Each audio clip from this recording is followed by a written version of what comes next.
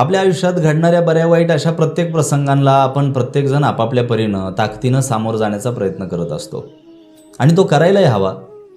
पण अनेक अशा शक्ती, तुमच्या सभोवतालच्या प्रवृत्ती तुम्ही त्यात यशस्वी होऊ नये म्हणून तुम्हाला विचलित करण्याच्या प्रक्रियेत असतात. अशा वेळी आपलं धैर्य संपत जातं. अर्जुनाचंही असंच झालं होतं.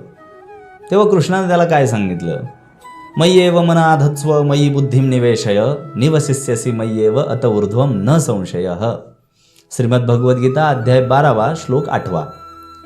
तू माझ्या ठिकाणी तुझं मन स्थिर कर, तुझी बुद्धीसुद्धा माझ्या ठिकाणी आणून ठेव. अशाने तू अभेद होशील, माझ्या स्वरूपाला प्राप्त होशील, यात संशय नाही, असं भगवान श्रीकृष्णांनी सांगितलं.